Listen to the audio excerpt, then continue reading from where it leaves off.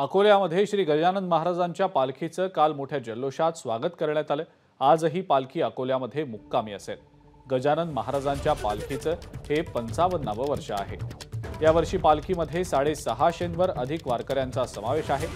विशेष म्हणजे दरवर्षी सारखाच यावर्षी सुद्धा वारीमध्ये तरुणांचा सहभाग लक्षणीय आहे।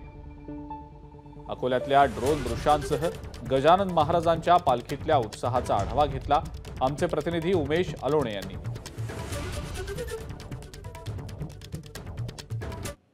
राष्ट्रसंत तुकडोजी महाराजांनी म्हटलं आहे की पंढरीचे चुक नाही कोण्या धामा, नामाचा महिमा पंढरीची। नेमका हा जयघोष करत ही संत गजानन महाराजांची पालखी जी आहे ती आता पंढरपूरकडे प्रस्थान करत आहे। काल शेगावातून निघालेली पालखी आज भोरत मार्गे अकोल्यात आली आणि अकोल्यात अक्षरशः दिवाळीचं जे स्वरूप आहे आपण पाहतो की अकोल्यात गजानन महाराजांची पालखी नंतर कावड यात्रा आणि दिवाळीच्या 3 दिवाळ्या वर्षभर साजऱ्या होतात आणि आज सकाळपासूनच अकोल्याच्या डाबकी रोडवर ही गजानन महाराजांची पालखी आहे। ठिकठिकाणी पालखीचं स्वागत होत आहे आणि आज संध्याकाळी पालखीचा मुक्काम अकोल्यात असेल। उद्या दिवसभर अकोला थांबून परवाच्या दिवशी ही पुढच्या मार्गाला मार्गक्रमण करणाऱ्या पालखी आणि रस्त्याच्या दुतर्फा गजानन भक्त जे आहे या पालखीचं स्वागत करताना दिसत आहे। पालखीचं हे 55वे वर्ष आणि सर्वात महत्त्वाची गोष्ट की पालखीमध्ये सर्वात जास्त जो सहभाग आहे तो तरुणाईचा आहे आणि हे तरुण वारकरी जे आहे ते पंढरीच्या पांडुरंगाच्या भेटीला आता पंढरीकडे निघालेले आहे। त्यामुळे अकोल्यातील हा उत्साह जी आहे ही दिवाळी आहे पुढचे 2 दिवस अकोलेकरांना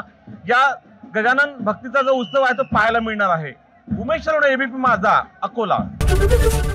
एबीपी माझा, उघडा डोळे बघा नीट।